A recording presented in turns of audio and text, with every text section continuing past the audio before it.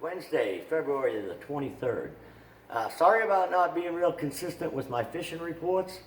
The reason I haven't been doing them is I like to do it on first-hand knowledge instead of hearsay, and where I've only been out, one day a week for the past month or so, haven't had much to report on. I've had a big construction project going on, building a hunting and fishing camp for the kids at Cross Trail Outfitters. But anyways, I'm getting that pretty well caught up. I'm getting into fishing season. So I'm going to talk a little bit about what I think the fish are going to be doing the next month or so. Right now the lake level is like 915 and a half. It's sleeting outside. We've got several inches of ice, and we're expected to get several inches of snow tomorrow. So, the water temperature, I did get to go out Sunday, and it was kind of one of them February days where I really struggled, never boated a fish. And if you fished quite a bit, unfortunately, we all know we're going to have days like that. We don't like them, but we're going to have them. And, the water temperature was in the mid-40s. The day before, I had read on Facebook, there was a club tournament, and I think there was somebody that caught a 9.5 pounder, and they had 25 pounds to win. I think second place was like 20. So there was some big fish biting, but I just never did figure them out Sunday. But also, I think on my last fishing report, I mentioned something about a new software that Garmin had. It was the 19.1 version. If you have not installed that, I would wait. From the people I talked to, they got some glitches in the software, and a lot of people having some trouble with units freezing up and doing weird things. So I would wait a little bit before I upload the new software.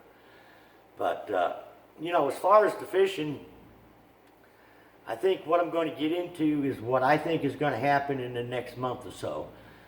This time of year, there's a lot of big fish to be caught, but it can also be pretty tough. You can go out there like I did Sunday and not boat a fish.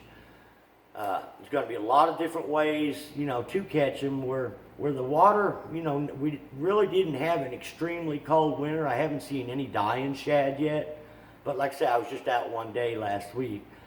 But I think a lot of the fish stayed relatively shallow, where you could still catch them on a crankbait and a jig.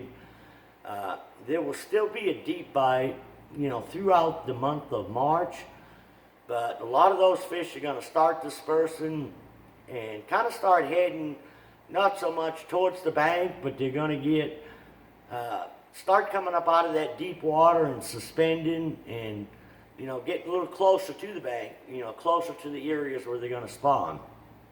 And to me, for about the next 3 months, the fish are going to be suspending as much as they do any time of the year. So one of my key baits is, Swimbait. Swimbait, jerkbait, and Alabama rig. Now, the Alabama rig and jerkbait will usually catch, bigger fish. But usually I find that on my swim baits, I'll get into bigger schools and you catch big fish on them as well, but I'll get more nymphs. But, on the jerk baits, a lot of times it depends on the color of the water that I'm fishing, whether it's overcast or not that day. If it's overcast or cloudy, I got my hooks all tangled up. I like to throw this Spro McStick in the Norman Flake color. See, I got 3 of them there. But you'll notice on a lot of my jerk baits, I've got them weighted where they'll suspend a neutral buoyancy. Blue Bandit is another really good one. It's got a little chartreuse stripe down the side, and then probably all around favorite is a Pro Blue. But you'll notice on this one I got a suspender strip on it, and I've got some lead wrapped around the middle hook there. The reason I do that, as the colder the water, the more denser it is. So these suspending jerk baits don't suspend right out of the package. Usually you got to put a little weight on them to get them to either suspend or sink. And I usually like mine sinking just a little bit. And I usually get these little rolls of lead at like a fly shop, and I wrap that on the hooks. Now, The stick-on ones work good when you're in the shop here, when the baits are warm and it's warm out, but if you get out there in the cold, they don't hardly stick. And what I can do with the lead, I can wrap it around the hook, leave excess hanging, just keep pulling the bait out of the water till I get it to suspend or get the drop rate where I want it, just pinch the lead off, finish wrapping it around the hook. But, you know, a lot of the jerkbait fish, Alabama rig fish, are going to be over treetops on main lakes, secondary points, bluff ends, as are a lot of the swimbait fish. You know, like this winter where the fish were out in the middle of these creeks, over the trees, you know, over the deep water. Those schools are going to start moving. The fish are going to start coming up a little bit higher in the water column and should be moving towards the areas that they're going to spawn. And I throw a lot of small swim baits, and I'll just kind of mix it up on according to the size of the shad that I'm seeing. Sometimes you can visually see the shad. Sometimes whenever you start catching fish, the fish will have some of the shad in their mouth. So I'll try to kind of match my swim bait size and color to the shad. But a little 2.8, I throw a lot of pro swim, you know, big bite pro swimmers. This is a baby bass, and albino shad will work real good. And then one of my favorite ones is, it's got a lot of different flake in it. It's called a flashy gill. And you know, if the water's off color, a lot of times I'll just use a solid white. In the heads that I'll use, I used to make a lot of my own heads so that I could get fairly small hooks in them, because I don't want like a 3 or 4 a real big hook in a 2.8 bait. And like a 2.8 bait, I usually like a 2-aught hook. This is a True X head from Big Bite. This is another one of Big Bite's heads. I usually use like a 3/16 to a 1/4 ounce, depending on how deep I want the bait to fall, or you know, how deep I want to fish the bait and how much wind I got.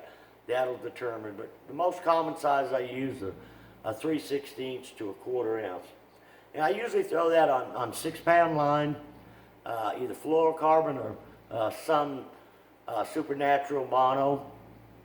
But I like the mono a lot of times because when it's real cold, it doesn't get as much memory as the fluorocarbon. It's not quite as sensitive, but to me, when it's real cold out, it's a little bit more manageable.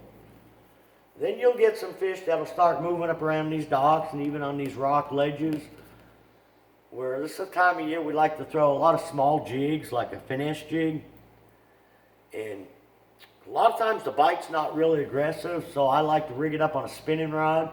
I've got a 12-pound Sun braid with an 8-pound fluorocarbon leader. The reason I like the spinning rod with the small jig is I feel like I can feel the real light bites a little bit better than I can if I'm throwing it on a bait caster with stiffer rod, you know, it's a little bit stiffer rod and heavier line. But I like to use a Finesse jig with the short skirt. This is a 5-Fish Lures Ultimate Finesse jig. And I've got this one tipped with a Strike King Baby Rage craw. I like to use small craws, trailers, or sometimes even you know, plastic pork in the wintertime when the water's cold. Normally I don't want something with a whole lot of action, like a little critter craw or this Big Bite Kamikaze craw. And you can even take like the Kamikaze craw and put it on a Ned head and you know, fish it like that as well. Usually if I'm fishing the docks or you know, them bluffs, 20 foot or less, I'll use a setup like this. But you know, there's going to be several different ways to catch these fish when they start moving in. But to me, it's a lot, you know, it's all about patience, whether it's the jerk bait or the swim bait. A lot of times with the swim bait, it's actually visually finding the fish, whether you're doing it on your electronics, idling around, or your live scope. But usually you can tell how deep they are, and that'll determine how far you want to let the bait drop down. And I just do a slow, steady retrieve. But like I say, we got some snow and stuff coming in this week, or tonight, tomorrow. Probably going to cool that water down a little bit more.